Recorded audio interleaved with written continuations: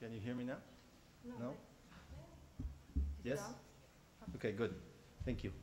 The last panel actually has set up the discussion of this last panel of the day very nicely, because the general subject of our papers is essentially the intersection in the narratives of the state about itself and about the nation with architectural practice. There's one paper which won't be presented, which was advertised, and it was the paper by Alberto Sato, who was coming from Chile. And unfortunately, he can't join us because, of course, he's remained there collaborating with reconstruction efforts after the earthquake that hit this past February. So his paper, which I can only mention very schematically here, examined actually architecture's functions of political proclamation and symbolism or discourse in the context of military regime of General Pérez Jiménez in 1950s Venezuela, a very understudied and very interesting context. Now, but interestingly, by showcasing architecture as proof of the success of a program of national modernization and framing it within the boundaries of a lot of narratives we've seen hovering over many papers, those of progress and so on, the media apparatus of the state brandished very paradigmatic examples of modern architecture as, in the language of the day, as a permanent, almost violence, hard evidence of politics. So there was a transfer, a mutual translation between the language of politics, of political statements, and the actual presence of monuments, which is a very interesting question that everyone, I think, wrestles with. And yet, the politics of these spaces went far beyond this symbolic level, a point which was just brought up a few minutes ago.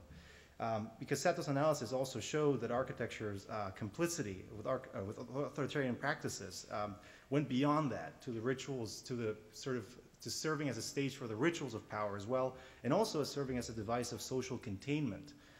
So there were many levels, many layers to examine there.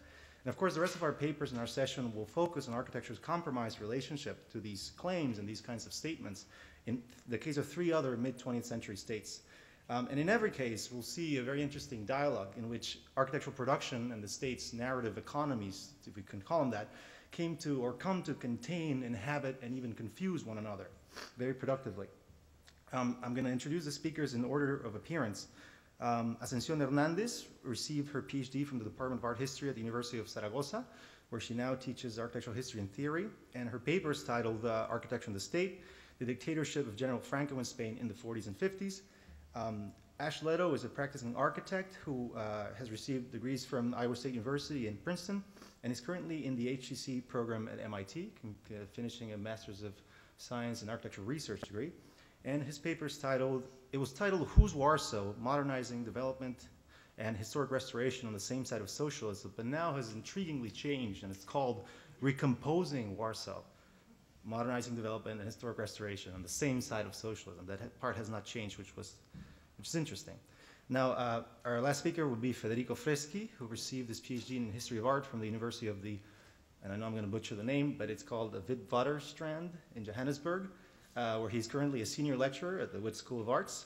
And his paper is titled Boer Brutalism, Afrikaner Nationalism, Architecture and the Imaginary of High Culture, 1948 through 76. And also, since we're also introducing kind of extracurricular talents of our speakers, Federico, I have just learned by Googling him, is a very gifted opera singer as well as an art historian. So, Ascensión goes first. Thank you.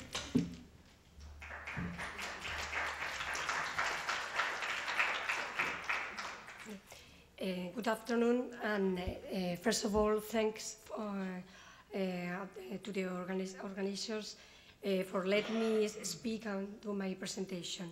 And I hope my Spanish accent is understandable to everybody. If not, please forgive it. Welcome to the Spanish architect under Francoism.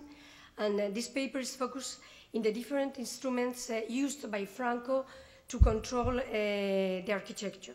Basically 3, a rigid administrative system, second, the use of media, and third, the use of architectural exhibitions. From the outset, the Franco regime was determined to present a united front which was to profoundly affect not only architecture, on which the dictatorship bestowed high symbolic value, but also all other spheres of Spanish society. This attempt, however, proved to be more rooted in fiction than in fact, as a national architectural style never really materialized, despite the tight control wielded by state bodies such as the Central Authority on Architecture and the Central Authority on Devastated Regions and Restoration. These centralized and hierarchical organizations were responsible for overseeing the reconstruction of citizen towns destroyed during the Civil War and for monitoring the work of architects. In line with this, one of the first tasks to be carried out by these two institutions was a purge of all professionals related in any way to the Republican government. In 1940, any professional who had maintained relations or who had held a professional position in connection to the government of the Second Republic was prosecuted. These sanctions were enforced the following year when a huge number of Spanish architects were temporarily or permanently disqualified, some of whom had already been exiled, as in the case of José Luis Sert, alongside many other modernist professionals such as Fernando García Mercadal or Leopoldo Torres Balbás.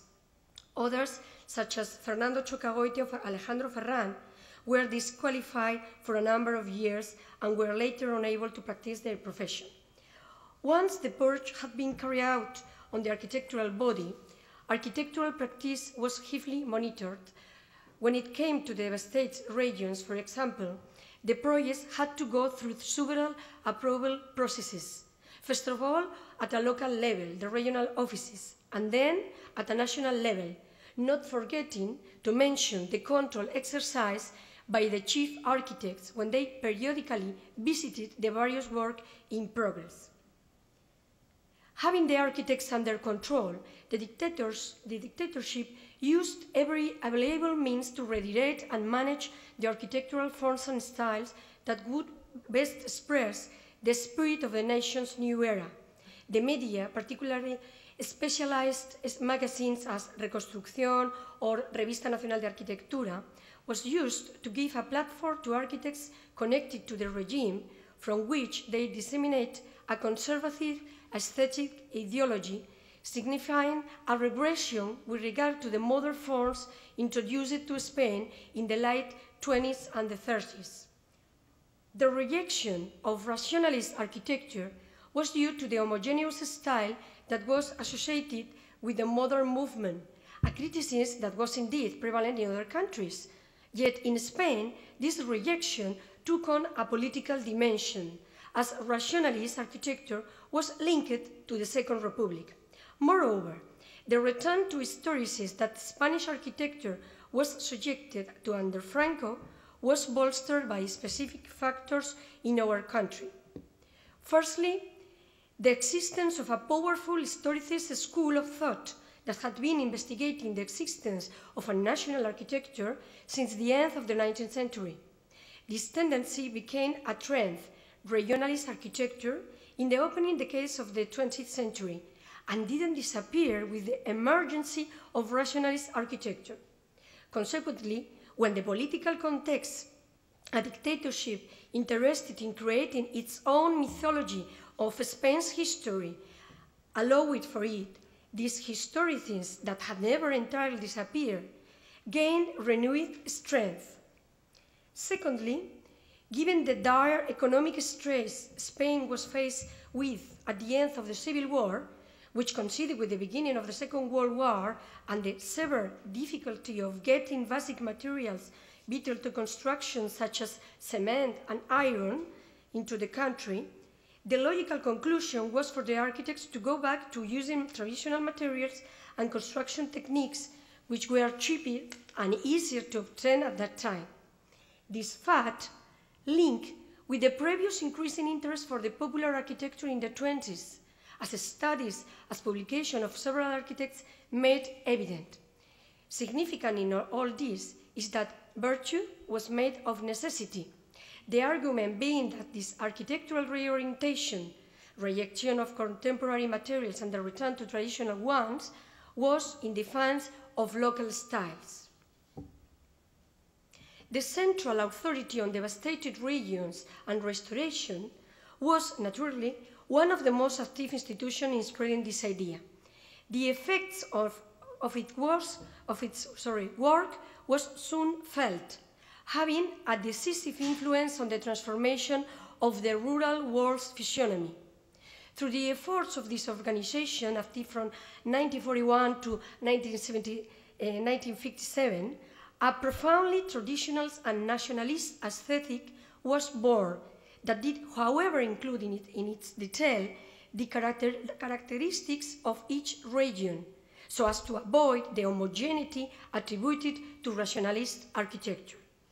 These new towns, in spite of their regional differences, had aspects in common which enable us to identify the devastated region's style. These towns or villages were enclosed, rigidly organized into orthogonal frameworks where the public space of the square represents the regime's social and political order, surrounded as it is by the church, the town council, and the barrack house of the Guardia Civil. In other words, buildings that represent religious, political, and military power, respectively. These buildings are in turn surrounded by the farmer houses, arranged according to type and category. And the exterior urban profile of the town is also taken into account in its design, where the bulk of the church acts as a reference point and stands out above all other buildings, forming the village silhouette. Furthermore, all these buildings, be it the public architecture or rural housing, and in spite of elements particular to each region, have similarities in terms of the architectural forms used. They are modest in size, of 1 or 2 floors, have tile roofs, signaling a rejection of the flat roof associated with the modern architecture movement, display simple modular designs repeated on house, town council, church, and barrack house, where doorways, balconies, eaves are reiterated. In fact, according to the experts, some buildings exhibit a certain resemblance to architectural models or cinematographical sets. This devastated region's style can undoubtedly be considered one of the most significant contributions of that time, as well as being a peculiarity that sets Spain apart from other contemporary dictatorships, despite the fact that the interest in the rural world and indigenous materials also was very present in Italy under the Mussolini dictatorships. Compared to problems and difficulties in building fascist architecture in towns, the effects of Francoism was felt, above all, out of big cities, and especially in rural areas, given that the need of reconstruction so many destroyed villages was the perfect circumstance for Franco's regime to model the reality to its states, producing a real Francoist landscape, still perceived thus for current Spanish society. This is probably the only field in which the most effective control on architecture by a Spanish dictatorship was produced.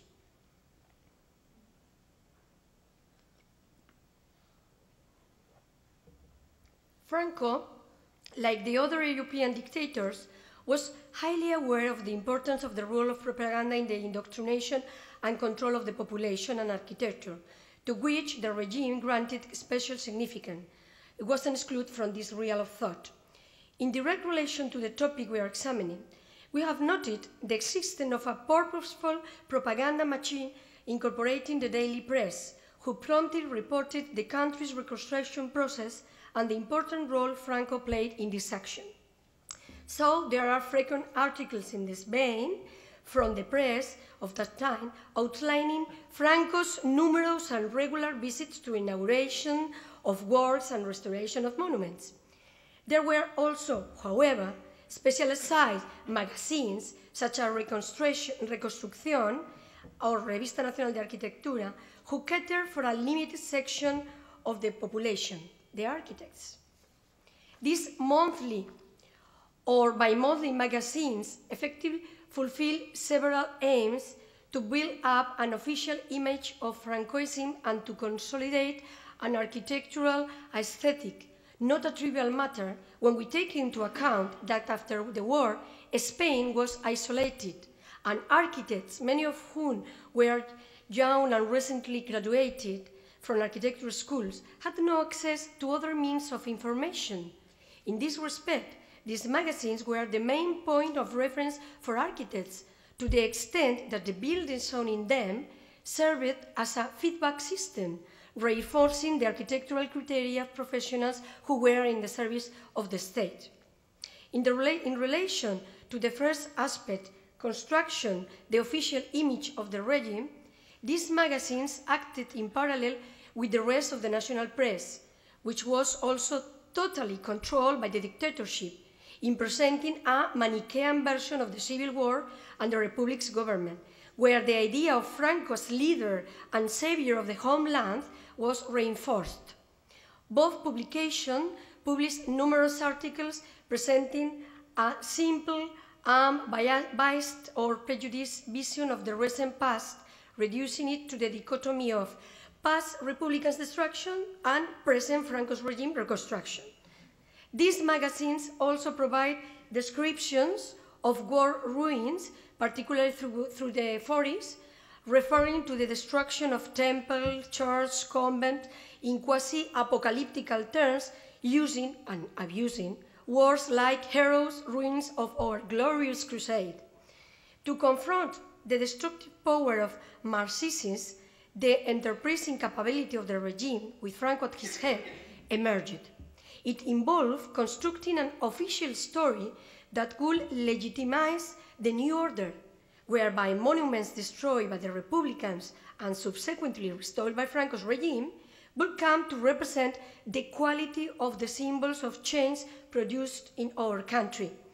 The new Francoist state considered these monuments to be living fragments of Spain's history that sign their glory in the eternal language of stone, which is why they attach so much importance to them and why their restoration was given such attention in so many of the magazine's pages. The case of Belchite, an important village due to the fact that some of the largest and most bloody battles during the Civil War had taken place in this locality, is particularly significant in terms of the symbolic value the regime attributed to ruins. Belchite, that Marxists raised it, and that Franco's Spain rebuilt. And given that Belchite, this is a particular fact in Spain, was one of the first localities to be adopted by Franco, who made an unusual decision. Next to the reconstruction of a new town, it was decided to leave the ruins of the old town as a permanent reminder of the war, and by the same occasion, as a homage to the heroes in Franco's troops.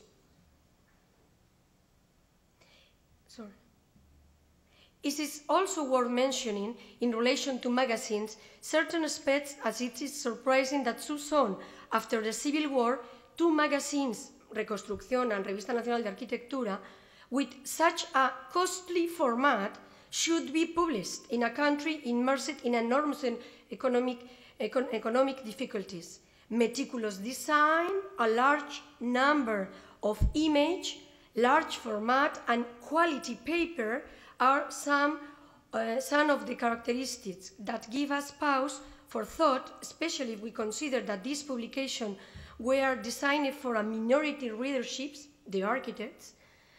All of this leads us to suppose that, apart from being instrument in controlling and education the taste of architects, the editors of this magazine, so far anonymous because no editors' names appear, were aware that they were writing a new chapter in Spain's history, and that this publication will provide documentary evidence on that fact, which is why they paid such great attention to the task at hand. In fact, now the researchers, we are consulting all these specialized reviews. And with this, my third argument is about architectural exhibitions. The regime's attempt to control architecture was apparent in another no less important aspect.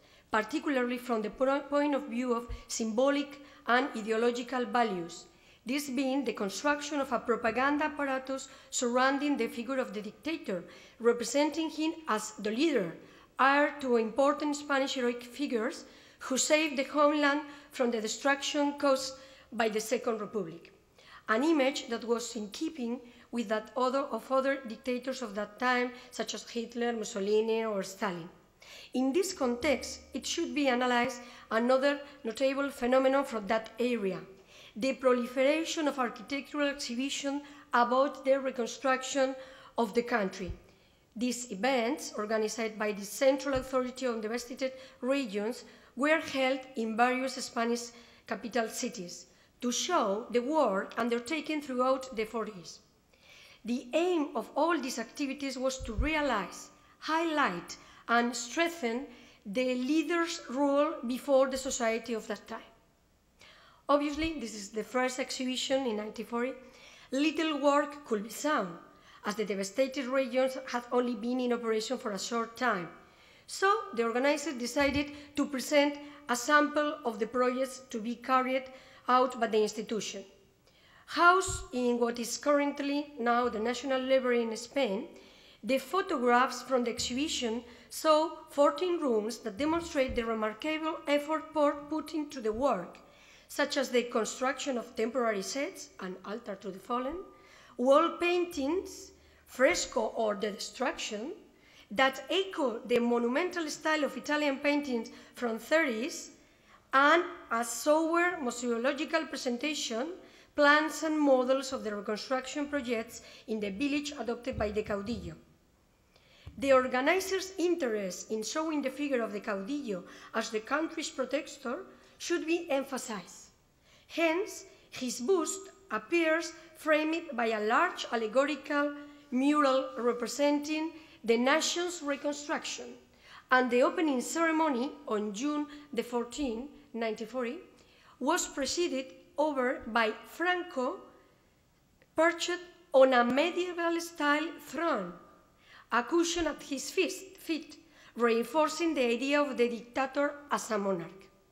The subsequent exhibition held in 1945 in San Sebastián and in 1948 in Sevilla displayed, however, an overwhelming amount of models, photos, and plans of numerous reconstructed villages, evidence of the effectiveness with which the state had carried out the task.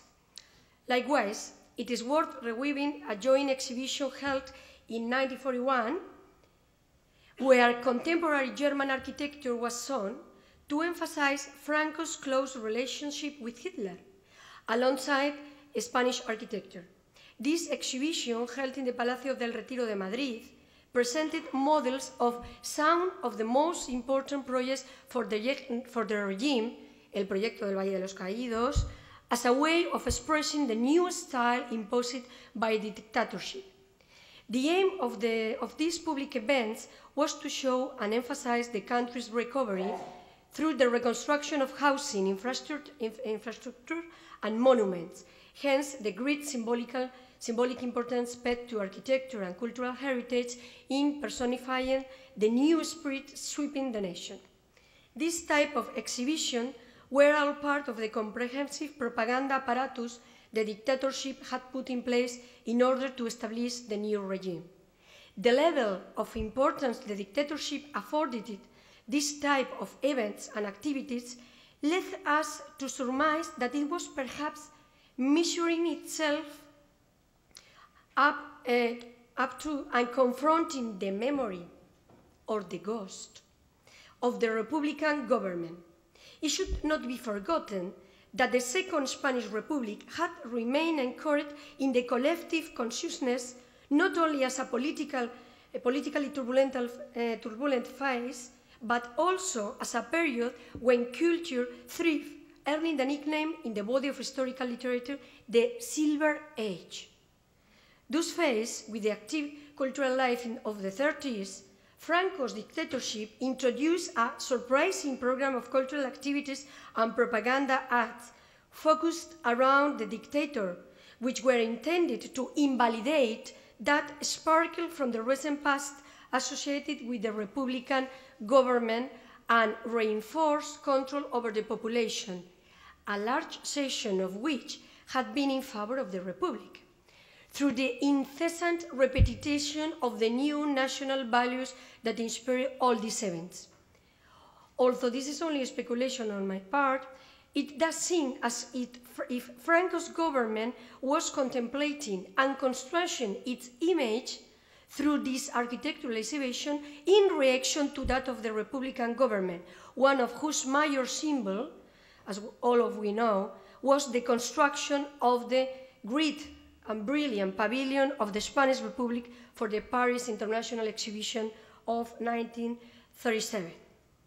In conclusion, the regime's promotion of historicist force and style was undoubtedly of greater consequence during the 40s in terms of public architecture, as well as in the restoration of monuments, as demonstrated by the regular return to the structure original phase of the obligatory medievalization of buildings. This is an astonishing example because El Rincón de Goya is one of the key works from the first period of Spanish Rationalist architecture, and it was transformed into other thing.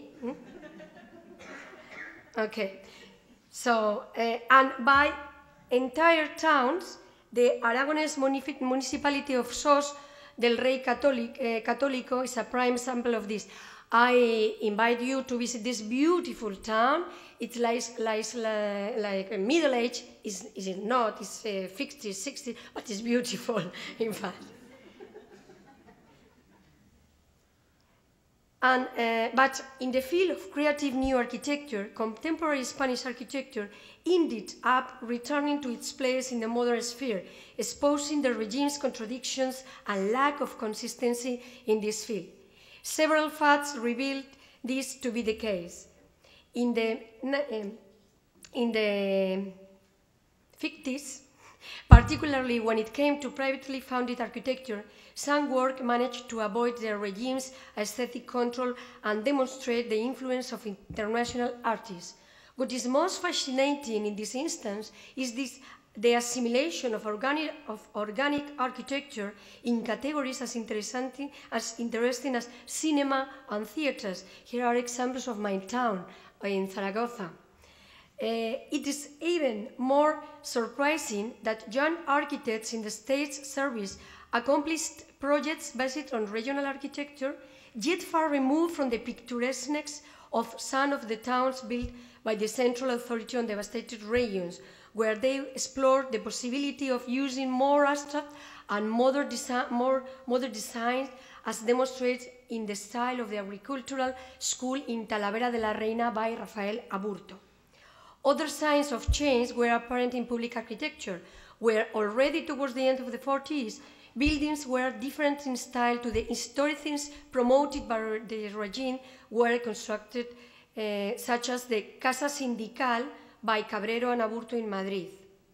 Lastly, and more surprisingly, Franco's regime itself, having abandoned its dreams of glory and unity, chose modern architecture to represent the country's official architecture abroad, something which is very significant indeed. We are referring to the Spanish pavilion designed by the architects Corrales and Molezun for the Bruseles International Exhibition of 1958, a work that deservedly won the first international prize in this exhibition. A light and modern construction completely different from the historicism defended by the regime not long before this.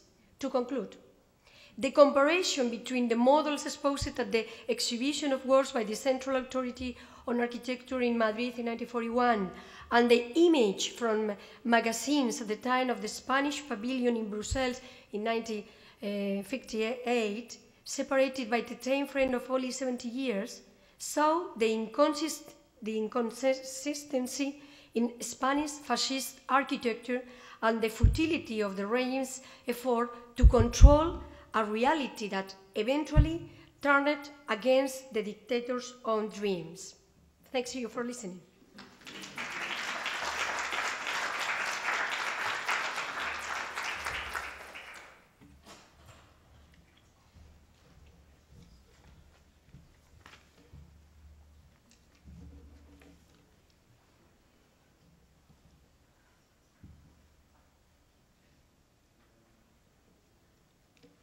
I guess while that is loading, I would like to take this opportunity to thank the organizers for putting this amazing conference together, and also for Luis for providing insightful and productive comments, which thankfully for your benefit condensed a 40-page paper to 2,400 words. So thanks for those comments. And also, too, there's going to be a voting on which title was better, Who's Warsaw or Recomposing Warsaw, so just keep that in mind. Yes. On October 17th, 1945, the heart of composer Frederick Chopin was returned from safekeeping in a farmhouse during the Nazi occupation of Poland to its reliquary in the Church of the Holy Cross. While the heart of Poland may have been returned to Warsaw, the recovery in the aftermath of World War II would take generations of effort. The reconstitution of Poland in the early 20th centuries fueled destructive nationalist animosities on both sides of the reconstituted state, and the internal interwar divisions of parliamentary governance further complicate these narratives. In addition to these political conditions, industrialization, its requisite population movement to urban centers, and the attendant economic stratification impacted the development of the Polish nation, both in its partitioned and modern incarnations. The massive devastation wrought by World War II exacted a heavy toll on Poland, with the city of Warsaw in particular, as roughly 85% of the city was destroyed. The following paper demonstrates two aspects of the Warsaw reconstruction, not through the examination of physical reconstruction itself, but through the investigation of how reconstruction was represented in a sequence of 4 publications, which were translated into English from 1946 to 1964. The first aspect of this paper is to challenge the perception of restoration as being opposed with the concept of modernization. The former is often considered as a means to hold true tradition, fixing artifacts within a time frame, and while the latter is construed as a material advancement and societal progress. Polish architects and politicians consider the reconstruction of Warsaw as synonymous with the industrial development of the state in a modern sense. Restoration and modernization were considered one and the same. The second aspect is that restoration, in the context of Warsaw in particular, was deployed by a new socialist state as a vehicle for legitimizing their authority and possibly as a latent means to resist, by segments of the Polish population, to resist the full imposition of an external ideological system.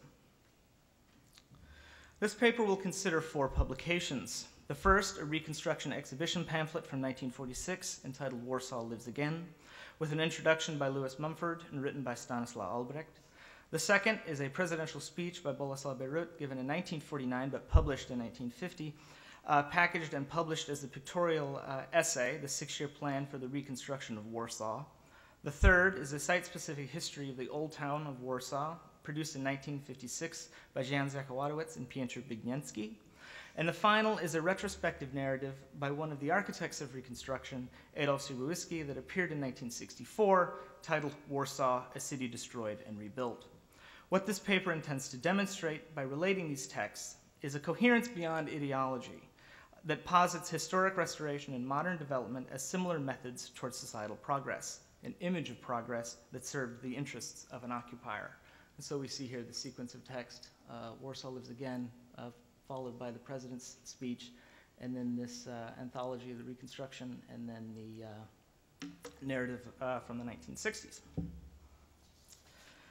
The bundling of architectural preservation and modernist mandates of societal remediation began early in Reconstruction efforts, as in July of 1946, Edward Strzelecki, the deputy mayor of Warsaw, defines the primary motive of the Reconstruction plan is to, quote, preserve the city's characteristic outlines, its former architectural profile, end quote, while simultaneously attempting to prevent the crowding which prevailed so widely. This coupling is carried through party rhetoric and, as evidenced by these subsequent publications, implemented through urban planning policies. Contemporaneous with these statements by the civic establishment, the introduction by Louis Mumford in Warsaw Lives Again declares that, quote, Warsaw will live again, not by a pious restoration of the past, not by idolizing its dead self, but by taking leadership in building a new kind of urban community, end quote. The photo essay contained beyond this preface closes with a preliminary city diagram, which specifies sections of the city and their monoprogram designation within the larger Reconstruction plan.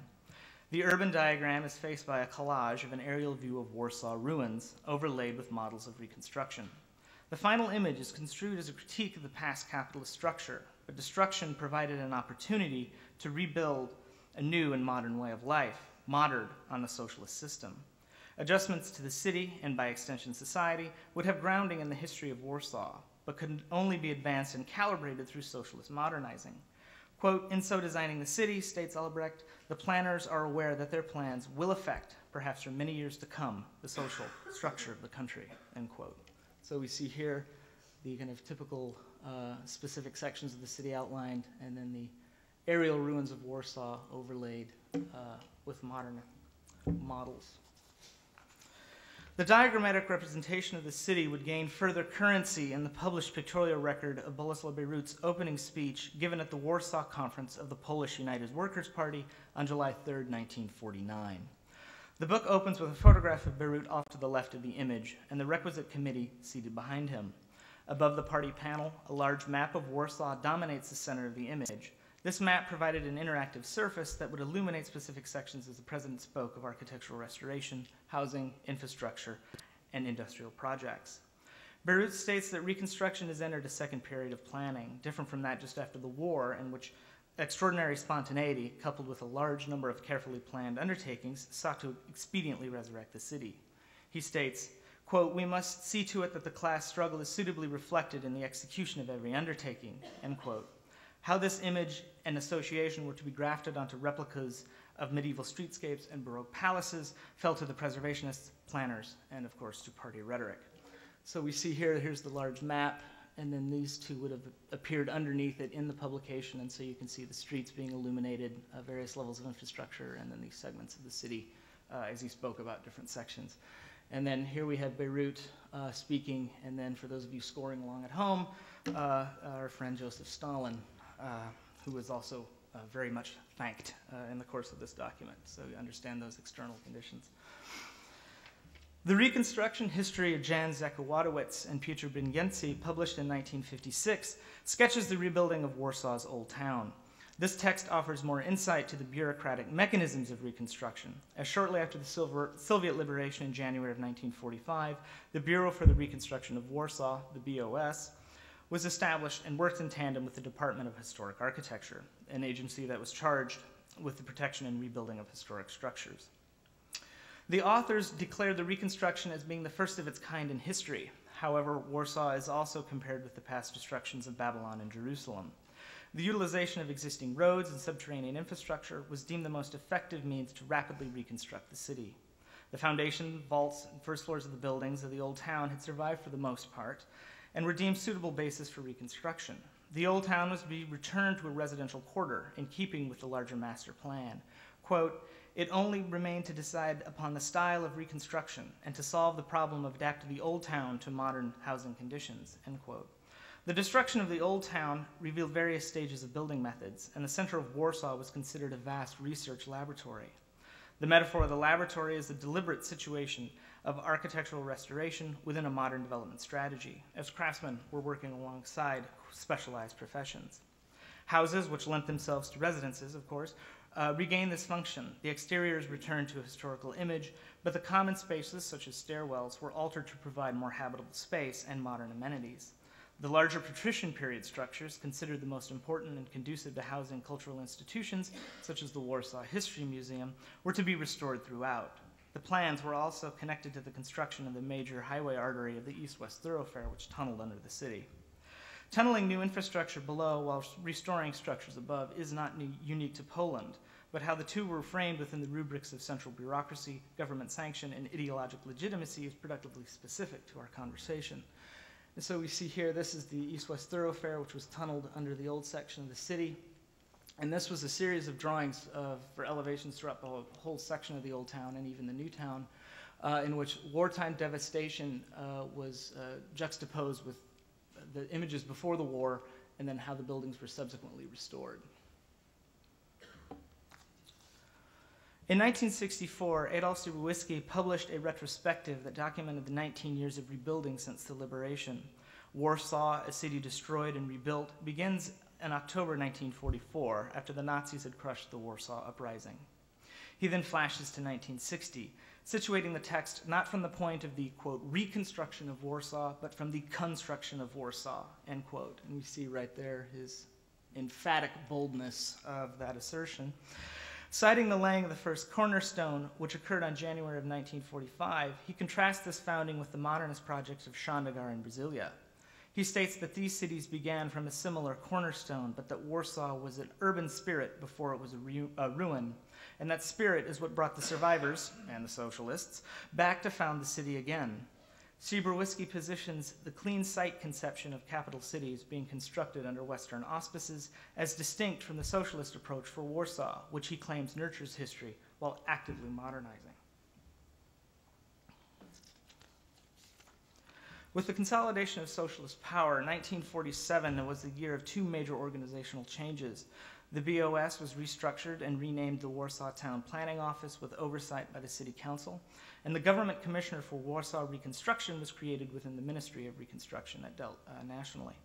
The commissioner was charged with management of all departments and allocation of financial resources dealing with the reconstruction of the city. During the early years of Reconstruction, funding originated from a variety of sources, such as private individuals, social organizations, and the state. Under the new structure, most of the money, the profit from nationalized industries, was to be allocated by the state for reinvestment in further industrialization and then the subsequent erection of housing. 1947 also witnessed the consolidation of the construction efforts into cooperative and state contractors, with a single division specializing in the reconstruction of historical buildings. Quote, among the staff it employs are highly skilled craftsmen, masons, plasterers, ironsmiths, fitters, bricklayers, masters of their craft. They have restored Warsaw's Old Town and New Town with artistry rarely, if ever, found in the large-scale building of modern times, end quote. This condition situates the reconstruction of the Old Town squarely within the confines of a modern development project, and the placement of craftsmen among the ranks of the construction conglomerate further places modernization and restoration on an equal footing. Throughout Siebierwisky's book, the responsible management of finances coupled with effective construction and organization is augmented by the promoted ability of socialism to negotiate the scales of urban planning alongside the particularities of historical architecture. So we see here, as Siebierwisky often did, contrasting, wartime devastation with what was built. And you'll see in these two plans that a lot of the 18th and 19th century additions that had gone on, had been built, were removed from the reconstruction plans. And we'll go into that here in a little bit. Siebierwisky recounts the main principles of the Reconstruction Plan, of which point 12 declares that, quote, all the barbarously destroyed monuments of the past, relics of the material and cultural progress of the nation are to be restored. The reconstituted Old Town and other relics will demonstrate in coming generations the historic forms of Polish architecture. At the same time, they should be adapted to suit modern ways of living, end quote. The following lines present a very clear and distinct relation of historic restoration to ideological projection, and while providing a potential resistance to it. Quote, for after all, Varsovians wanted their own city restored and not a new, anonymous city. The traditionally archaic nature of the historic section is no accident. On the contrary, it is a welcome effect of conscious effect by town planners who from the very first blueprints of the new Warsaw insisted on reconstructing the old town, end quote. All of the texts decry the crimes of Nazi occupation, which deliberately targeted artifacts of Polish history and subjects of national culture, a condition augmented, according to these authors, by the destructive effects of almost 2 centuries of capitalist building. The 18th and 19th centuries were regarded as the period consumed by the capitalist ascendancy, much to the detriment of the worker. Albrecht and Siebierwisky both condemn the chaotic economic, social life and the obsolescent 19th century buildings that emerged, while Beirut states, quote, in this confused chase after profits, the dominating feature for dozens of years, architectural values inherited from bygone centuries vanished. This unique architecture of the Vistula escarpment and others were lost. The burial of national architectural heritage by profit-driven balance sheets justified the actions of socialist recovery efforts and the necessity for a new societal order. Albrecht states the certainty that upon the remnants will rise a, quote, new city adjusted to new ways of life. Beirut declares more concretely that Warsaw, quote, must be given the characteristic features of the new epoch of true humanism, the epoch of the rights of working man, end quote. The insistence of town planners to restore the characteristic idiosyncrasies of the old town while conforming to a larger development plan was but a bullet point on the litany of the party mandate. Such a condition may be the result of a certain problem of legitimacy on the ground, as it were. The occupation of Poland by both the Nazis and the Soviets forced the interwar government of Poland into a London exile. However, this government had a presence in the occupied state, which comprised of a resistance army and a fully functioning underground state that contained all the components of sovereign government, a fully functioning judicial system, civil service, and programs that continued to host educational and cultural activities despite Nazi efforts to eliminate them. When Soviet forces entered Polish territory in pursuit of retreating Germans, they too established a resistance army and revived the Polish Workers' Party with its attendant bureaucracy. The heads of this party, mostly trained in Moscow, were at odds with the exiled government in London. Concern over the situation of two distinct and ideologically divergent Polish governments soon settled out in the larger perceived Allied spirit of solidarity, but concerns of legitimacy were not unfounded, and there's a host of State Department documents which corroborate this kind of evidence of concern about how the government was to be parceled out. The brief period of Allied occupation after the war had come to an end, as by 1948, by then most of the communists had control over most of the government, and in turn over most aspects of the society. Presence of these two opposed fronts of resistance during the occupation and liberation of Poland would further complicate the attempts of the socialist state to gain credible authority in implementing its structural policies. As a result of this tentative grip on power, the new state would turn to architectural restoration and industrial development to aid in these consolidation efforts. And what we're seeing here is the reconstructed walls of the old town, which were buried essentially under the buildings from 17th, 18th, and 19th centuries as the fortifications were no longer needed. And so it's interesting that in this 1956 text we have a nice hyperly colored distinct shade of red. I don't think that's necessarily coincidental. The four publications considered all provide a unifying, cohesive gloss to Polish socialism, a gloss which conceals the conflicts within governance as to the mechanism, shape, and color of socialism in Poland.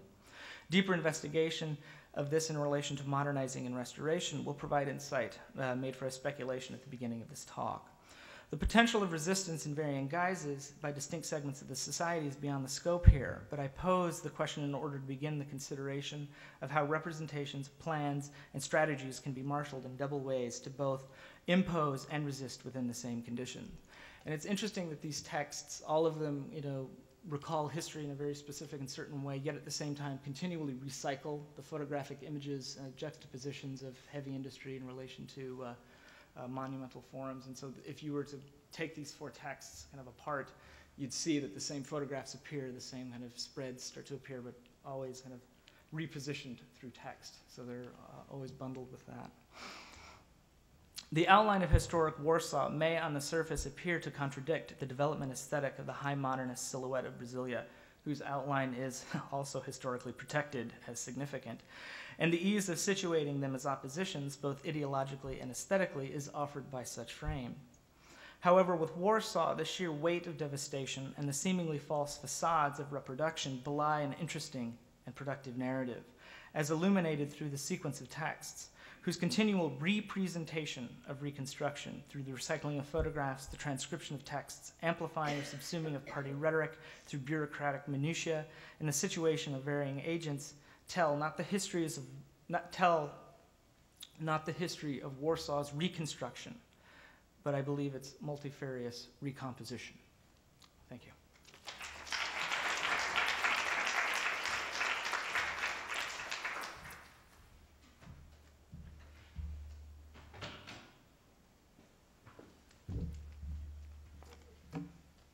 Right. Thank you. Thank you to the organizers. Thank you to Luis for the introduction. And no, I'm not going to sing my way through this presentation. It's amazing what they can find on Google. You can run, but you can't hide. Okay, sorry. Don't want to sound like I'm turning this into an Oscar speech, but I also need to acknowledge the support of the National Research Foundation of South Africa that made this research possible. Okay, by the time the Nationalist Party came to power in 1948, the architectural language associated with Afrikaner nationalism had been clearly articulated. Borrowing both from the stripped classicism of the 1930s and from certain vernacular African traditions, it aimed to construct a volksarchitectuur, a people's architecture for the maturing Boer nation.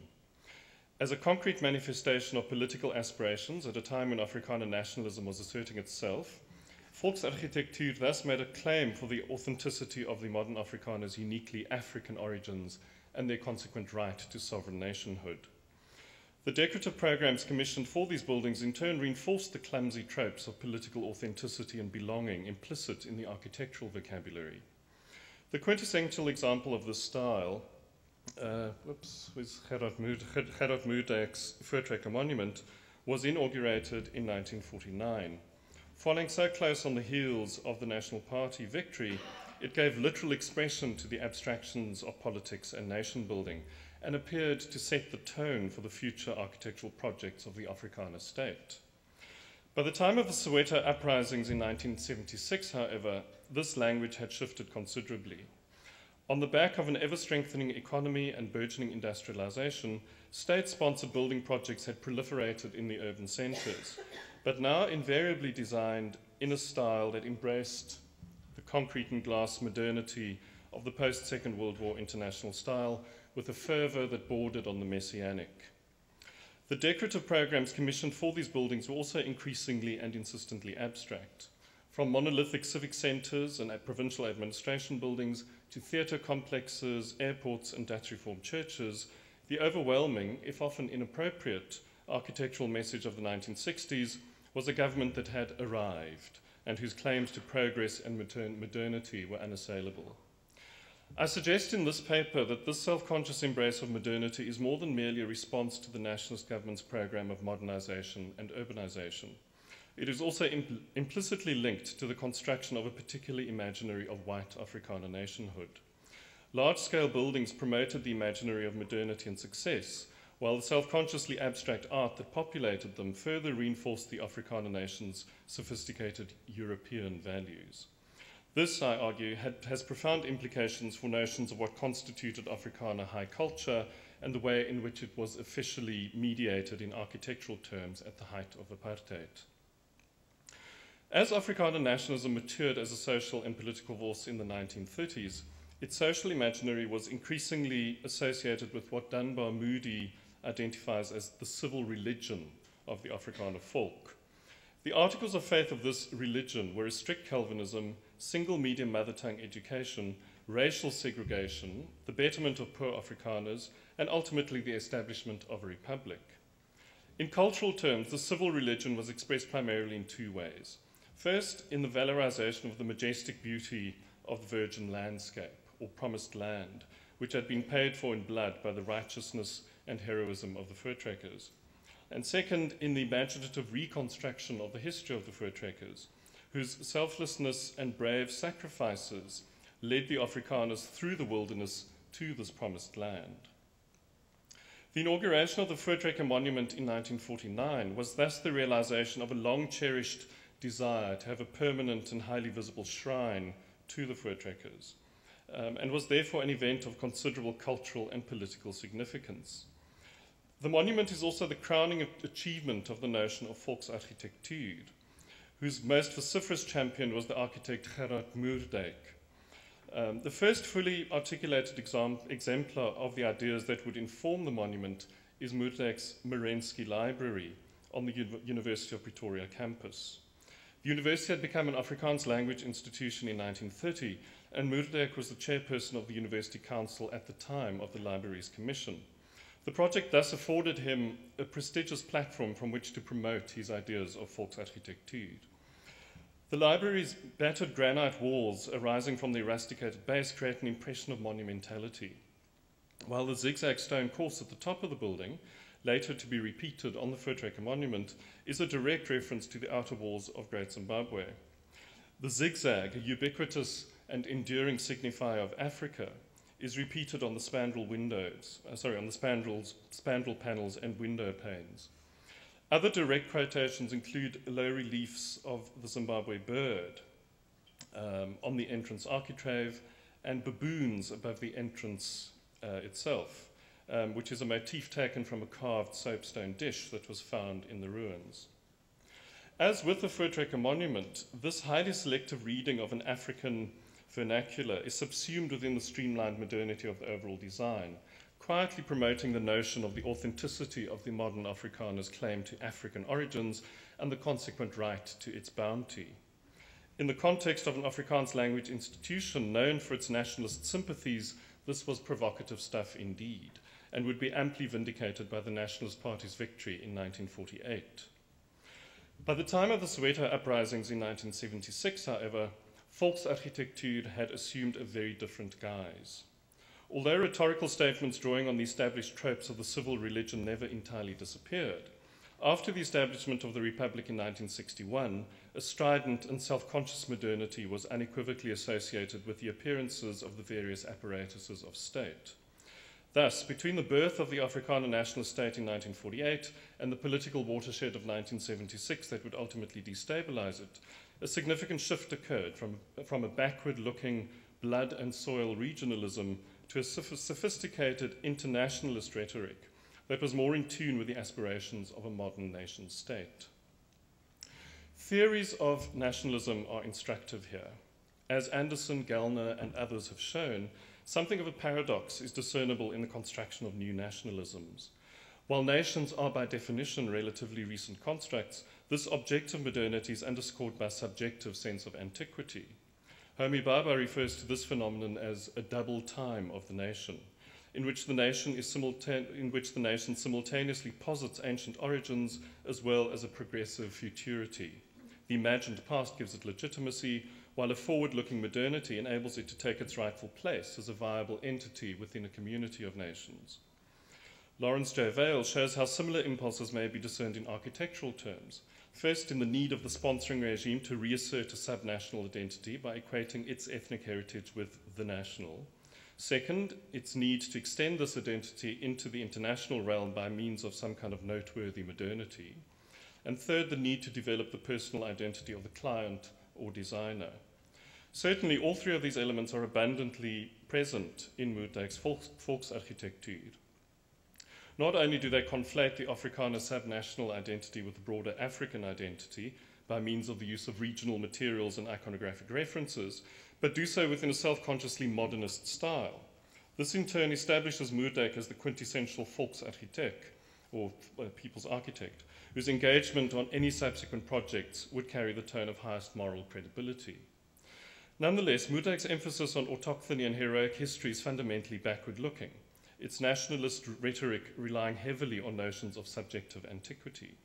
Within a decade, the Afrikaner nationalist government now firmly in power, the emphasis could shift to a celebration of the Afrikaner nation's objective modernity. Examples abound, particularly in the proliferation during the 1950s and 60s of state-sponsored public buildings in Pretoria, the center of the nationalist government's civil service, all of which reject the rhetorical tropes of Mutekian Volksarchitectuur in favor of an assertive modernity. Two aspects of the historical record are pertinent here. First, the establishment of School of Architecture at the University of Pretoria in 1943, whose first graduates had qualified by 1948. And second, the staging of the Brazil Builds exhibition in New York, also in 1943. For the emerging generation of Afrikaner architects, Brazil Builds provided a compelling reference point for the use of architecture within a program of national modernization. Indeed, so immediate and pervasive was the Brazilian influence that Sir Nicolaas Pevsner, after touring South Africa in 1953, would famously refer to, quote, the unknown existence of a little Brazil in the Commonwealth, unquote. The first of the Brazil-inspired buildings, the Meatboard building in Pretoria, is a case in point. Designed by the German-born architect Helmut Stauch, who had joined the staff of the Pretoria School of Architecture in 1943, this building is a scaled-down transcription of the famous Ministry of Education and Health in Rio. Raised on pilotis with fins on a vertical grid to accommodate flexible interior partitioning, an articulated roofscape and an adjustable brise-soleil, the Meatboard in effect issued a clarion call to the Public Works Department, young architects and national ideologues alike, to imagine a new kind of Volksarchitectuur for the capital, one whose confident embrace of a progressive future would allow the ever-strengthening Afrikaner nation to assert itself on an international stage. The Pretoria School of Architecture was quick to heed this call. Throughout the 1950s, the dominant idiom on the campus was Brazilian, featuring elaborately sculptural buildings with brise-soleil, glazed tiles and mosaics replacing applied ornament. Designed exclusively by Afrikaner architects, the buildings on the campus became an important testing ground for architectural ideas that would soon become synonymous with the capital, the so-called Pretoria Regionalism that spread rapidly throughout the burgeoning city and its suburbs. In effect, Pretoria Regionalism, as the style of choice for the Public Works Department, in time became de facto a new Volksarchitectuur. The building that irrevocably put the stamp of official sanction on Pretoria Regionalism was the Transvaal Provincial Administration Building. Occupying an entire city block, this was the largest official public commission of the decade. Completed in the year after the establishment of the Republic, it certainly set a new standard in civic architecture, one that would be widely emulated in South Africa's rapidly expanding towns and cities. Like the Meatboard Building, the Transvaal Provincial Administration Building reiterates the lessons of Rio de Janeiro, but here exercised on a monumental scale, balanced in its details by restraint and rationality. Designed by a team led by A.L. Meyrink, who was then the professor of architecture at the University of Pretoria, it dominated the city centre, the implacable rhythm of its facade forming a dramatic backdrop for the city's historical buildings, not least the Raadsaal. Where's the pointer? This building here, which was the assembly hall of Paul Kruger's Boer Republic government. With hindsight, it is impossible not to interpret this juxtaposition of the old and the new administrative centres of the Boer republics as a grand triumphal gesture in the mode of Baba's double time, the nationalist government in effect claiming legitimacy through the imagined inevitability of history. The building's symbolic importance was further consolidated by the inclusion of an extensive decorative programme, with celebrated artists being commissioned to produce work in a decidedly modernist idiom. These include Alexis Peller's mural, Discovery, a tapestry designed by Betty Celia Barnard entitled Woman, and Cecily Sacha's Mosaic, all of which show a careful balance between figuration and abstraction. By the latter half of the 1960s, public architecture shows a dramatic stylistic shift towards brutalism. More and more, these monumental structures betoken the arrogant triumphalism of the apartheid state, with clearly demarcated entrances and public areas for whites and non-whites, the former inevitably on a more considered and lavish scale than the latter.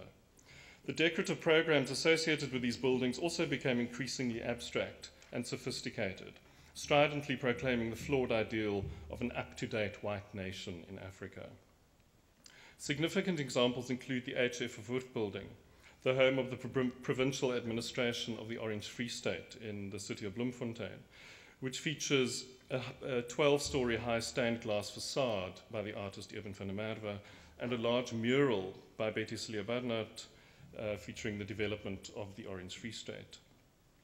The overriding concern with a kind of decorative abstraction that characterizes both the building and its decorative program becomes the necessary condition for other public commissions at the time, notably the monumentally sculptural brise-soleil and various murals and other decorative elements for the international terminal of Jan Smuts Airport in Johannesburg, completed in 1972.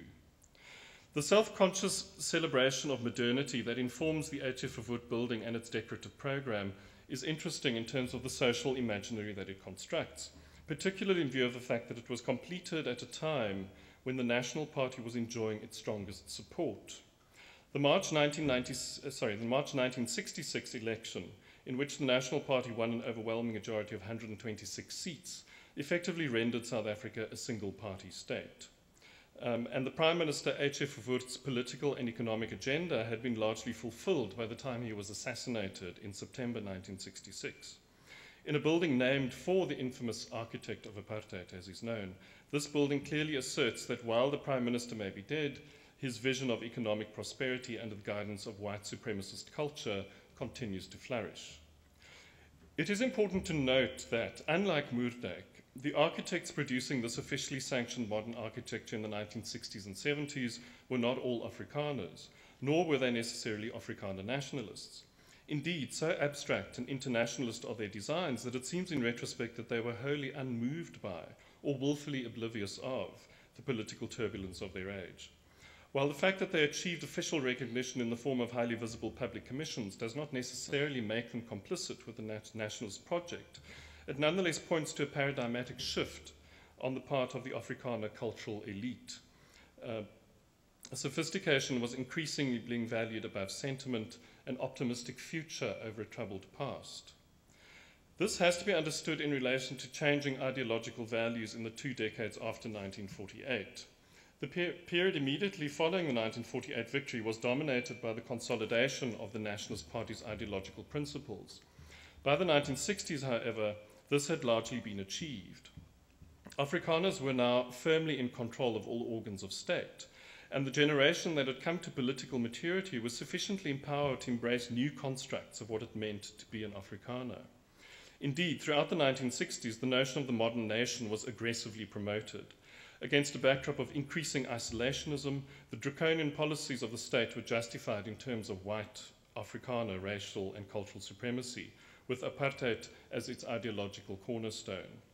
The Afrikaner middle class also grew exponentially, a function both of urbanization and of policies that privileged whites in general and Afrikaners in particular.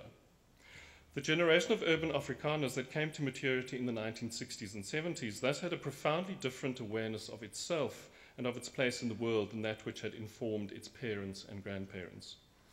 Indeed, young middle-class Afrikaners in the 1960s and early 70s, riding the crest of an economic boom and living in a state that aggressively and jealously promoted their well-being, could enjoy a prosperity and concomitant sense of confidence and cultural superiority that would have been unimaginable for their parents' generation.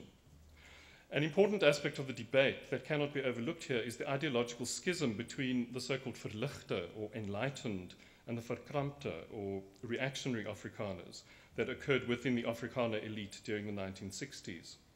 Interestingly, the catalyst for this rupture was cultural rather than political. In May 1964, the writer Etienne Leroux was awarded the South African Academy of Arts and Sciences' highest award for literature for his controversial novel 7 Days of the Silversteins.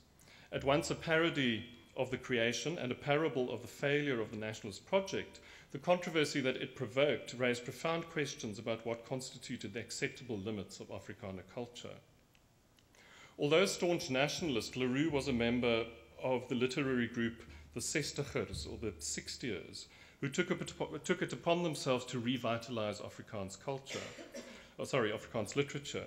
This was achieved both in their engagement with themes that were anathema to the existing canon, as well as in their experiments with form. While there is no direct equivalent to the Sestigers in terms of the South African visual arts or architecture of the period, the group nonetheless paved the way for new forms of cultural expression. The rise of abstraction as the dominant language both of high art and official architecture at this time is part of the same cultural imaginary. It must be ascribed to the coming of age of a younger generation of verlichte, or enlightened Afrikaners, whose identity was emphatically urban rather than rural, and whose middle-class aspirations and values were well served by the abstractions of high modernism. The shift from the backward-looking and sentimental figurative tradition to self-conscious modernity in less than 2 decades is an astonishing turnaround and speaks volumes about the changing notions of the Afrikaner nation and its aspirations. I think it is fair to say that this new abstract language had, by the 1970s, become entrenched as part of the high culture sanctioned by the nationalist government, and in that way, canonical.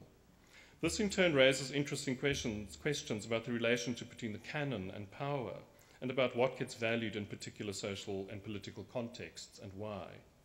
In the post-1994 context, it also raises questions about the ways in which the nation is imagined and constructed in visual terms, and how this in turn is sanctioned by the state. The return to literalism and a figurative tradition, often predicated on notions of heroism and triumph over suffering, which have seen in post-apartheid public buildings, should give us some pause for thought. Given the recent and odious example of Afrikaner nationalism, with all its smug assumptions of moral and cultural superiority, this begs the question, what is the emerging canon and whose interests do its embedded values serve? As Michael Billig notes, if the future remains uncertain, we know the past history of nationalism, and that should be sufficient to encourage a habit of watchful suspicion. Thank you.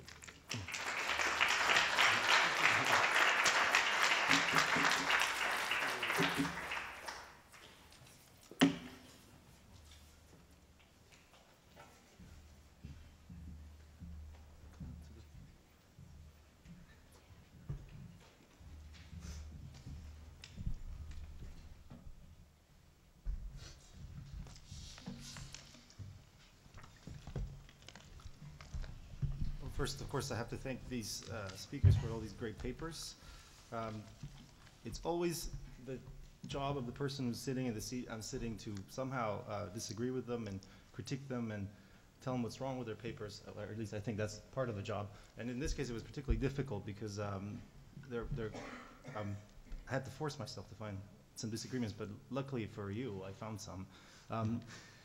I also found some common themes, which is why maybe common themes that all these, or let's call them anxieties that all these papers share, which is maybe a good way to begin. One unspoken sort of theme and a catalyst of a lot of the changes that not only the papers of this session, but I think the conference as a whole is trying to trace or come to grips with is actually the subject of war.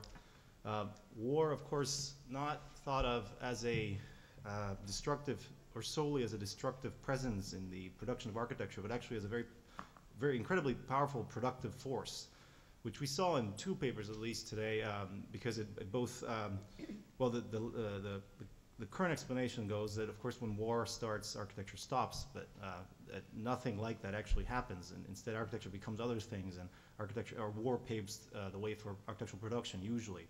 So I'd like for at least two of you, or potentially three of you, to discuss that subject, or how you theorize it, or how it's a problem you have to deal with. Of course, the other very extremely important theme, and arguably the most important dimension within architecture, within which actually the state becomes manifest in a way that's not always obvious, is the subject of restoration and reconstruction, but primarily I think restoration, because we've seen many papers in which, or we usually tend to think of the state's presence in ways that tie its presence to a sort of, first of all, monumental statements of architecture, and usually, quote unquote, progressive statements within architectural terms. That's usually how we see the state manifesting itself monumentally. But actually a very quiet presence of the state throughout this whole period, and maybe it's sometimes not so quiet as you showed, as Ascension showed, is through the restoration of things and remaking of things. And sometimes it's a kind of decisively conservative move, but actually it's not, as Ash also showed, it's not always in opposition with sort of modernist ideals. In fact, it's a crucial component of modernist practice. So I'd like for you to talk about that maybe a little bit too. And now I think the main subject or subtext to all the papers, three of them, is that in every case scenario that we've seen, everybody who's writing about whether it's South Africa, well, to some extent, I guess Warsaw, but particularly I think Franco-Spain, arrives at these subjects with these subjects arrive to the researcher with very well equipped with kind of very dense layers of explanations of not only what happened during these periods, but also about what the ideology behind, whether incoherent or not, but what the ideology was behind these periods, or what happened politically in these periods.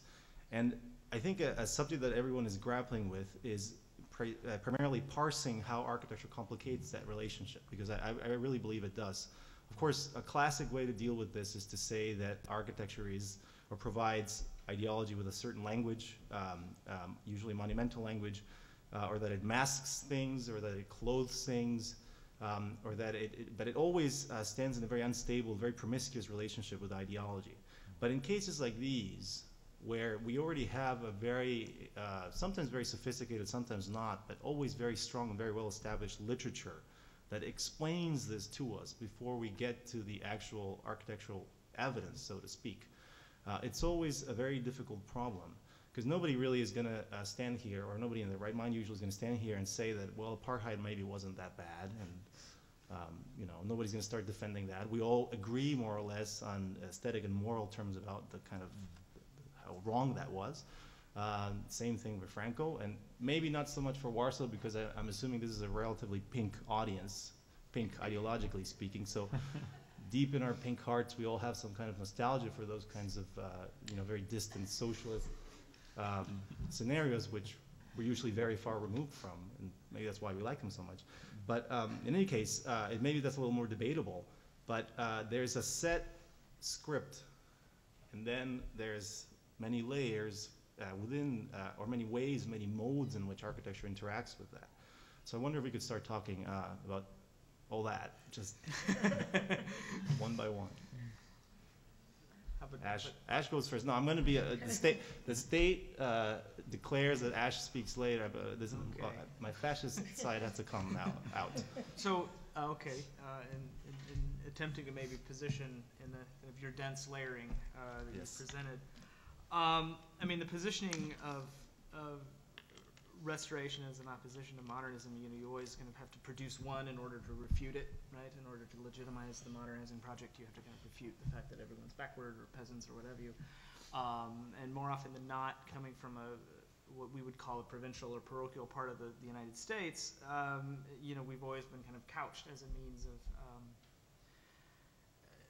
you know, we need to present, you know, that which is traditional, that which is kind of needs to be preserved, protected from the modernist project in order to legitimize the modernist project. So it's always a complicated process, because, and especially where I think Warsaw is insightful, is that the two were so readily kind of put in the mix in order to legitimize the socialist project. And then in the context to war, you know, Poland's kind of unique position is still being somewhat of a hinge state from, you know, the West to, you know, the USSR. I mean, especially if you look at an organization like UNESCO, which, I mean, the USSR did not come into that till 1953. I spoke of war of both the hot and the cold varieties. Yeah, I'm speaking to the cool war. And so, you know, the idea that, you know, Warsaw kind of being this hinge state, buffer state for any number of reasons, that it started to actually export its restoration knowledge, you know, to not only the Eastern Bloc, but also to other parts of the world. And so I think it's the war as also being productive, kind of to kind of engender, kind of holding to that tradition in some way, like as a means to preserve that tradition and as a means to then export it. It then became somewhat plausible. But also, too, within Poland itself, the problem of, because Warsaw gained such dominance as kind of then the president would say this, you know, it's Warsaw and the nation, Warsaw and this kind of equation of the two, you know, that the rest of the country was somewhat mined for artifacts to reconstitute Warsaw. And so there's those problems as well. And so it's not as easy as just saying one or the other. I don't know if that answered any or all of your questions. Yes.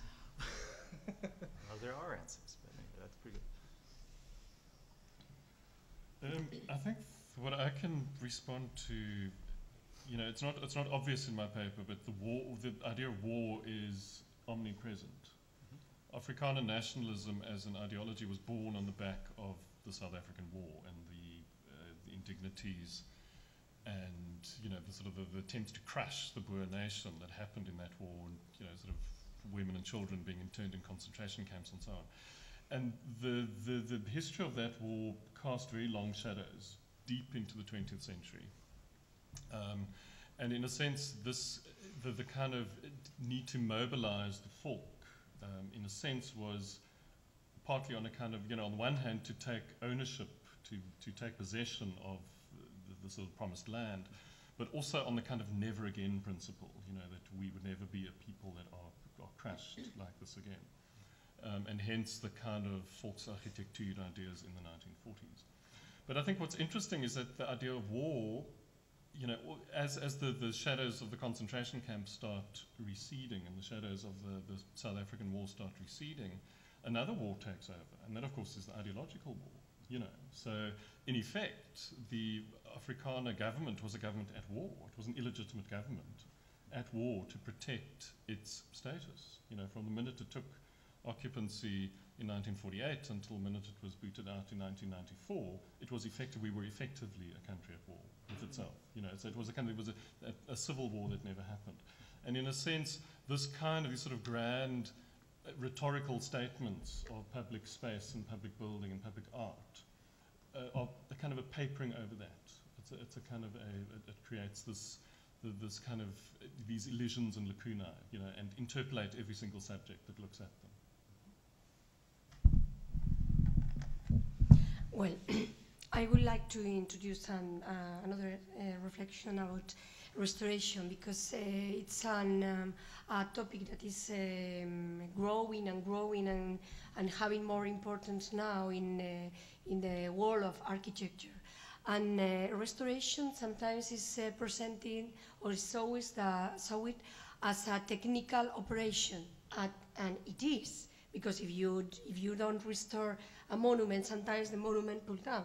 Okay, but if you consider the history of restoration from the beginning until nowadays, we realize that is also, and this is more important, a cultural process, and that the restoration speaks more about the restorer than the object. Because when you restore, you, a national architect, and choose a monument and decide to rebuild or to restore, normally is for a reason, a specific reason. And this happens in Spain. And the consequence also is very important, because as this now is happening for us, because I have to say that I forget to mention that my research is supported by the National Fund, and I am a member of a national equipment in Spain, and we are doing national research about the restoration under first Francoism, the decades of 30s, 40s and 50s. And we discovered that the main important buildings in Spain that we have studied as Middle-Age architecture has been restored by Fernando Chueca-Goitia, Alejandro Ferran, and we have to change the story of architecture. So we have to change also what we know about that buildings. And this is also very, very important. And we have to study also why did they choose these monuments? Because sometimes it's a political reason, sometimes it's an historical reason, sometimes it's an ideological reason. So this is important. This is an emergency topic, I think, that we have to consider. And to end my reflection, and even nowadays, the restoration is using as an ideological instrument to change history. Because if you, for instance, one nation that attracts me quite a lot, Deutschland, Germany. Now, in Germany, they are restoring the monuments, changing the history, because some buildings that were built in the 70s, now they are pulling down. With quite a lot of comments and polemics, but because these buildings are the remains of the República Democrática Alemana, the Easter. So they are using the restoration to change the history. And this is more evident above all in Dresden, for instance, with the reconstruction of the Frauenkirche and the elimination of the buildings coming from the 70s. So what happens? I think that's really, really a very important thing, and we should think about it. Thank you. So can I just make a brief comment on that? And in a sense, the opposite sort of things happening in South Africa at the moment, that there's kind of the opposite of restoration. There's this kind of demolition by neglect, you know. A lot of the buildings that I showed, like the Transvaal Provincial Administration Government building, for example, is just literally starting to fall apart. You know, a lot of the bronze cladding has been stripped off. It's just neglected, and you know, so it's, as you say, it's in a way that's also the sort of it's opposite of what you're saying. It's a sort of a passive way of changing history. Of course, another interesting common thread was the ways in which state-sponsored narratives, or as they are mediated through architecture, negotiate the boundaries between national and global, right? In every case, I think there was a lot of projection. For a state image was constructed through architecture, several different kinds of architecture and several kinds of operations through architecture. But you pointed out in the paper about Spain that there was a disjunction, for example, actually there was a disjunction, not just, I would say not toward the end necessarily, just toward the end, but I guess throughout the period that you're mapping, of what was projected in the home front, so to speak, and what was projected abroad, and they were actually rather different images. You spoke, Federico spoke about a sort of desire to, or aspiration toward a certain kind of cosmopolitanism, which is of course very evident in the absorption of certain very specific kinds of iconographies. And Ash, you spoke, it's interesting because of course you have shown 4 sources, which are four kind of polished, published sources, translated, very importantly, sources. Yeah, good. So, of course, who were those books really published for, right? They're books not really necessarily for the home front. Right. And so in all cases, I wonder if we could speak a little bit about this subject, and particularly because tracing the limits of the reception of architecture is very problematic, very difficult, because, of course, it takes on so many different other cultural forms. It depends, you could almost say, and other kinds of cultural forms and media apparatuses, which are sometimes related to the state apparatuses and sometimes not. So I wonder if we could talk about this a little bit. For instance, in Spain, the end of the 50s was very surprising because Franco's system became some kind of schizophrenic. Inside, I thought it was schizophrenic from the beginning, but okay. But if you read the papers and you see the films, the documentary films, the image inside the country is what close, traditionalist, and there's no modern art, there's no modern architecture, but the same state, when they have to take artists outside Spain, they choose the more modern artists. For instance, Tapies, Saura, Emmanuel Viola, and it was something that is strange because these people couldn't show their paintings in Spain, but they decide to take at the Biennale de Venecia, so it's really something schizophrenic. I think the writer Dano Miro, who writes about Afrikaner nationalism and Volkskapitalisme and the construction of capital, cites an anecdote which I think really answers your comment quite nicely. He sort of speaks of the Afrikaner poet Breitenbach, who was hugely controversial in his day, not least because he married a coloured woman, and in terms of the Immorality Act at the time, that was not allowed, so he actually had to leave the country. But Breitenbach would rail against the Afrikaner on stage, and the way that O'Meara describes it, he says, here were all these sort of well-turned-out Afrikaner bourgeois people sitting in these, sort of magnificent new theatres that had been designed specifically for them, being railed against, But in a sense, and I think it points to this fundamental.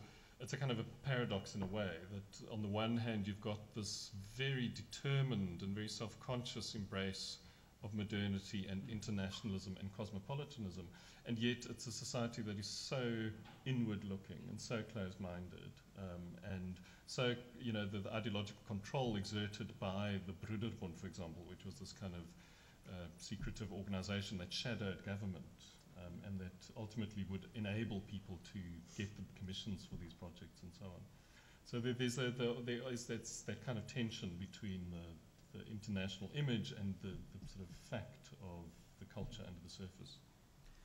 I think, to speak to the 4 publications, first of all, to limit, in terms of just from a sheer research kind of language access, right? And 2, to deal with publications that did make it into English, as it were, to not only appeal to a very large, expat community that was in the United States and London and other parts of Europe, and from Poland, but it's also, you start to see kind of where the things get subsumed, like the underground state is mentioned in the, the Warsaw Lives Again from 46, right? So you still have this kind of collaborative effort, and so the acknowledgements of the interwar governments where, as has been outlined, communism had been outlawed, and so they're still acknowledging those in relation, because they don't know how the Cold War is going to, it hadn't really started yet, so things hadn't really shaken out. So 49, it's very much a Stalinist kind of rhetoric of rah-rah, and then, 56, it's sliding into Khrushchev's thaw, we're not quite sure, and then 64, it's more of a legitimizing of the socialist project abroad, as well as at home. I mean, to say, throughout the photo spreads, it's, look how far we've come, look at how far we've advanced, the plan has worked, yes, there were mistakes, da-da-da-da-da, but, the idea that it was still, an appeal to the larger international Polish community, as well as to the larger international community itself, that it was a system that was in place and working, right? And so, like it or not, and so yeah, I mean, there is that romance that we all, as you said, the pink audience, so it is interesting to see that, because I think where you start to see things kind of fall below the text, fall between the lines, is more productive, I think, in those texts that get polished and in their limitation, rather than kind of, you have this massive archive of, who said what, and also the problems, and as in an earlier panel, as Anna pointed out, from the earlier Poland panel, that it wasn't necessarily a cohesive socialist kind of system. I mean, there was kind of conflict in the government, especially in the early years, but, what was the Polish road to socialism, as it were, in relation to Stalinism? So how does that shake out? I don't know if Okay, so I've been rambling enough. I think we can open this to the audience. We have 5 minutes, so not a lot of time. You first.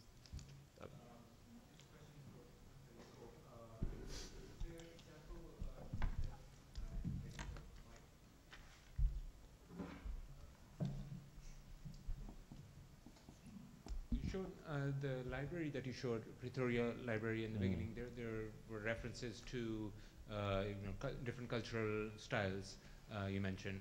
To what extent do you think those were those definitions of tradition or culture were invention of the state apparatuses themselves? I ask that because we know that the most ingenious instrument of control during British colonial period in South Africa as well as Equatorial Africa was not territorial segregation, but institutional segregation. So inventing different ideas of culture, tribe, tradition, for the African native population, and then coming up with a set of laws to control that. So the population can exist in the city, mixed in with the whites, but institutionally there are a separate set of laws for them. So institutionally they're segregated, and that's been where the brunt of power was felt, the most. To what extent that tradition continues in the Africana state as well? Well, I think you're talking about the Marinsky Library, it's an interesting situation. Obviously, that being built in the 1930s is still very much in the time when the administration is largely sort of British imperialist, and Afrikaner nationalism desperately trying to assert its presence. So the appropriation there of African, of a kind of an African idiom, it has a very distinct kind of ideological message. It's trying to sort of claim a sense of the Afrikaners' belonging. So it's quite ironic in a way, because on the one hand there's that complete rejection of sort of black indigenous culture, and the need, to kind of see it as being separate. This was also the time in the 1930s that the sort of form of ethnography is being practiced, particularly in Afrikaner institutions, called Volkekunde. And the essential principle of Volkekunde was that races are culturally fundamentally different. They have a different kind of ethnos, and the white Afrikaner has a sort of a different and of course superior ethnos to black South Africans. But there is that kind of sense, similar in a sense to what you're saying, that a kind of an ideological as well as a the African culture, ethnic culture that's being referred to is invention of the state itself. I mean, there's no such thing as that tradition. Well, absolutely, sure, no, absolutely. It's completely an invention of the state, because it's the state trying to claim a certain kind of authenticity. It's trying to say that we are African. And I think what is interesting about that is that it, in fact, on the one, it's ironically quite forward-looking, because this is at a time where popular scholarship on Great Zimbabwe was saying that it couldn't possibly have been built by black people, you know, that it was built by Phoenicians and, you know, and so people like Mutex and others, in fact, they were of the confirmed opinion that it had, in fact, that they did come from local cultures, and that sort of conflation then of sort of an Afrikaner with an African identity becomes absolutely an ideological construction, part of that kind of emerging state apparatus. But it's not an apparatus yet, because of course it's not yet an Afrikaner state. Thank you. I just wanted to congratulate everybody on the panel for really amazing presentations. And my question's really about methodology.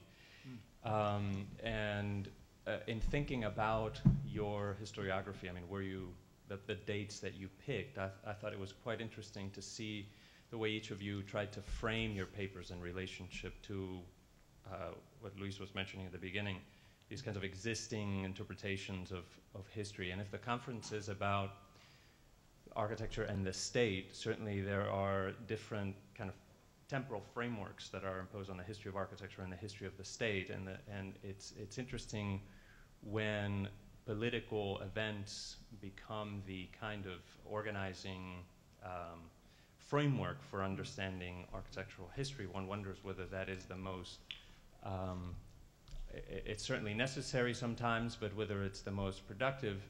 And in the case of each of your presentations, I thought that maybe a more expanded framework, I thought that all of them were somehow very much on the state as a, or on the history of the state as a kind of chronology. And I was wondering whether there might not be a way of opening that up a little bit more by contrasting maybe in thinking of Homi Bhabha's notion of dual times or multiple times and so on. Architecture, I was thinking of particular, for instance, in Ascensión, I mean, I would be able to comment on each of them, but maybe just to make it brief, Ascensión, in your presentation on where you gave the sense of a radical break between the Republic's work on preservation and restoration and Franco's government's work on restoration. That notion of a radical break was of course what Franco wanted. That historiography of a radical break was what Franco wanted. And you very rightly pointed out the fact that Leopoldo Torres Balbás and Martorell they were pushed out as zonal architects. But of course, the other 4 out of the 6 zonal architects in Spain remained in place, working throughout both governments. So there might be ways in which these narratives can be, in a sense, complicated, and that the notion of the state apparatus might have a temporality that is different from political regimes, and that might have a bearing on architectural history. And so I was wondering how you might, be able to kind of comment on the frames that you picked, because it seems like the documents that we work on already gently predispose us towards a kind of narrative, no? Okay. Well, I found very interesting the comments and the idea of make a reflection about methodology. And the point is that the documentation I was using at that moment of my research. So because all your words about what happened with the other architects, I know very well what happened because we are working about them now. But the problem is that I don't have enough time to do it, so I decided to use the reviews as the way to make my reflection about this problem, no? And so I decided to use the reviews, and I find the exhibitions, and I realized that there's something interesting in this exhibition, because this idea of confront the Spanish Pavilion of the Republic and the exhibition of the first exhibition is something that appears in my mind. I just say there should be a connection between it is, because the general idea of the importance of the of the Republic, of the Second Republic, it couldn't disappear so quickly, no? So, well, the point is that I use the reviews. But, as you say, the other question about what happened with the system, the administration of restoration, it's very important. In fact, Leopoldo Torres Balbás, that you know very well, as I assume, or as I presume, Leopoldo Torres Balbás was the main responsible for the restoration of La Alhambra, of the Muslim palace, La Alhambra. And he never returned to work in La Alhambra. So I think that it's one of the tragedy of these decades. And the other architects, Alejandro Fernández, for instance, was very close to the Republic government, but after returned to work and more or less the same things that he did previously. But in general, the system was controlled by an architect, Francisco Iñiguez Almech, that he was very modern in the way of restoration, but he was very, very, very close to Franco. And what he did, he decided to leave all the architects do what they want, and some architects really were very inspired by these ideas of traditionalism, of return to Middle Age. For instance, Manuel Lorente Junquera, an Aragonese architect that I'm studying now, but others, as Fernando Chocagoitia, he was very, very important in Spanish architecture, and he was very, how to say it, cuidadoso, very careful with the restoration. So the Spanish restoration under Franco system is eclectic. Some people, the journal did this restoration, stylistic restoration.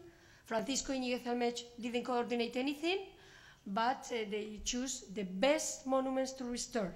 And it's very fascinating because the same architect did some stylistic restoration and that did some modern restoration. So I think that is the best evidence of the complicity of the decades. So on that note, the note of complicity, we end. Thank you to our participants, and we're back for the keynote at what time? At 6:30, please. Thank you.